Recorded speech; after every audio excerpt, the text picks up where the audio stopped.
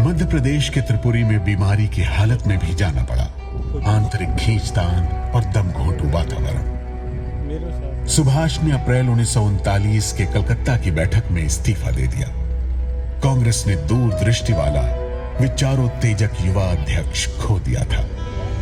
सुभाष खिन्न थे कि जिस संगठन के साथ आंदोलन में उन्होंने अपने जीवन के 20 वर्ष लगा दिए, वहां इतना अविश्वास। तभी गुरुदेव रविंद्रनाथ ठाकुर ने अपने मधुर वचनों से उनके संताप को हर लिया। मैं उस पौ को फूटते देख रहा हूं जिसमें तुम्हारी राजनीतिक साधना शुरू हुई थी। आज तुम मध्याह्न के उस निर्मल आलोक में उद्भाषित हो रहे हो जिसमें शंकाओं का प्रवेश निषिद्ध है। मुझे लगता है तुम अपने मातृभूमि के लिए नई रोशनी और उम्मीद के संदेश वाहक बनकर आए हो। आने वाली लड़ाई में उसका साथ शायद मैं न दे पाऊं। मैं केवल आशीर्वाद दे सकता हूं और विदा लेता हूं। आश्वस्त हूं कि देश के बोझ और दुख को तुमने अपना बोझ और दुख बना लिया है और देश की स्वाधीनता के रूप में उद्दिष्ट प्रतिफल उसे जल्द ही मिलने वाला है। स्वदेश के चित्त में नूतन प्राण संचार करने का पुण्य व्रत तुमने ग्रहण किया। इसलिए मैं अपना नाटक ताशेर देश तुम्हारे उत्सर्ग कर रहा हूं।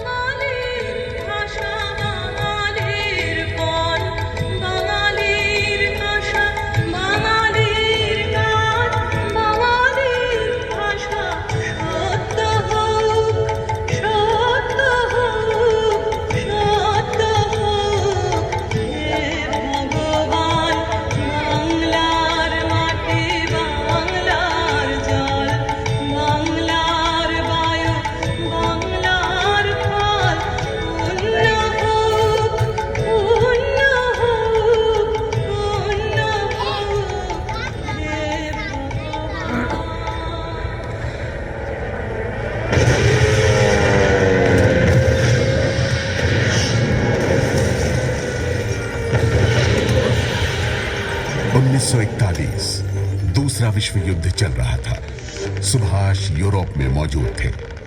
प्रवास ले रहे युद्ध बंदियों को लेकर इंडियन नेशनल आर्मी की स्थापना कर दी। रेडियो जैसे आधुनिक संचार माध्यम को संघर्ष का माध्यम बना लिया और इस तरह आजाद हिंद रेडियो स्वरूप में आया। साथियों, भारत की मुक्ति का समय आ पहुंचा है। भारत उठेगा और गुलामी की उन जंजीरों को काट फेंकेगा जो जमाने से उसे जकड़े पड़ी हैं। भारत की मुक्ति के लिए एशिया और विश्व के अन्य देश भी आगे बढ़ रहे हैं। सिंगापुर जापान के कब्जे में था। नेताजी चलती लड़ाई में महीनों लंबी यात्रा करके समुद्र के रास्ते पनडुब्बी से जापान पहुंचे। पहली मुलाकात में ही जापानी प्रधानमंत्री तोजो ने बिना शर्त मदद का मौका दे दिया। सुभाष के आजाद हिंद फौजी शिखर समान सिर ऊंचा किए खड़े थे। नेताजी के एक आदेश पर मातृभूमि पर बलि चढ़ने को तैयार।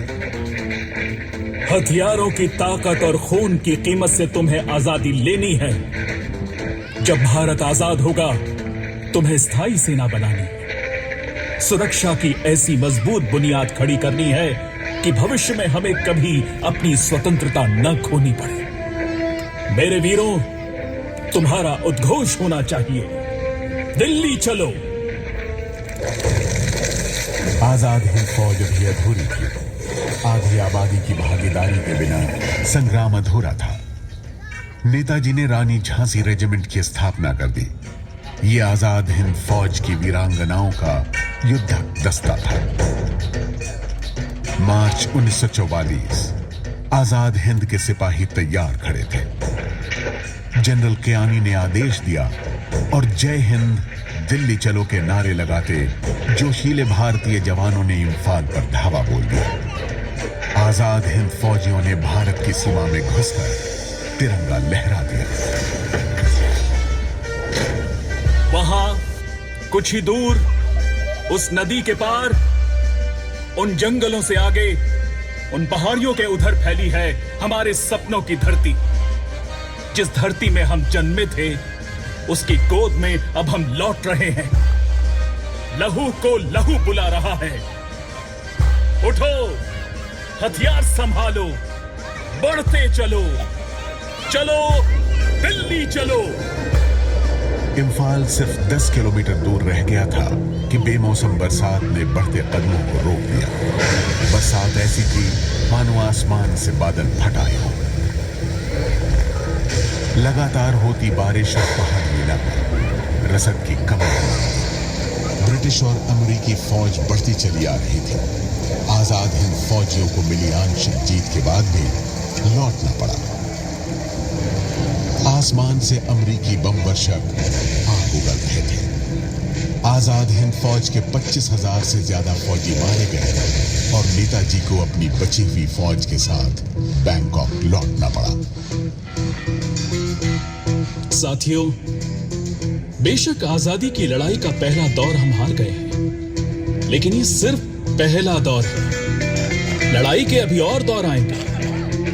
भारत की आजादी का जब निर्णायक इतिहास लिखा जाएगा, आजाद हिंद फौज का उसमें सम्मानित स्थान होगा।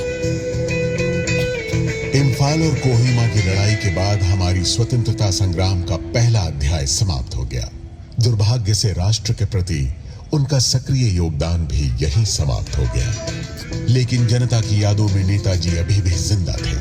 भारतीयों के इस यकीन से अंग्रेज खौफ से भर जाते। 1945 में लाल किले में चले इंडियन नेशनल आर्मी ट्रायल और 1946 के कराची से कलकत्ता तक हुए नौसैनिक विद्रोह तक नेताजी का डर अंग्रेजों पर बना रहा। अंग्रेजी हुकूमत के खिलाफ नेताजी और आईएनए का ये संघर्ष सन 1947 को भारत की आजादी को साकार कर पूर्ण हुआ। समस्त भारत आज भी उनके योगदान के लिए कृतज्ञ महसूस करता है।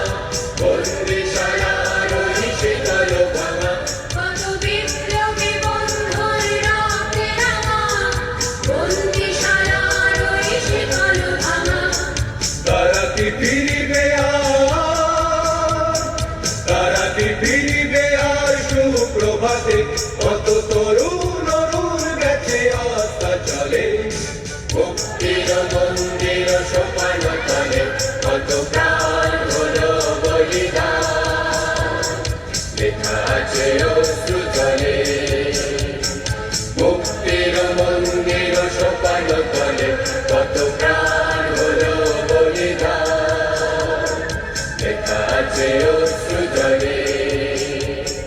লেখা আছে অশ্রু জলে, লেখা আছে অশ্রু জলে।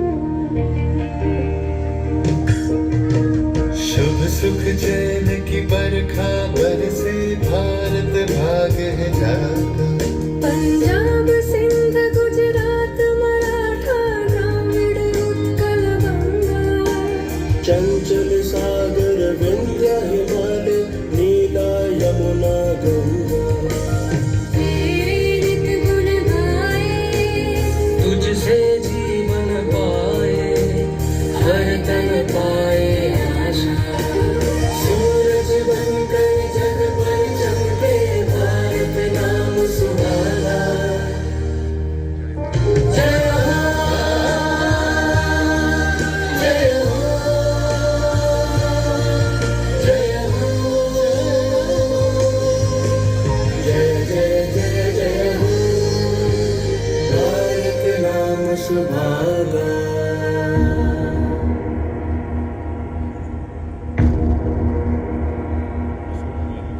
जनगण मन अधिनायक जय हे भारत भाग्य विधाता पंजाब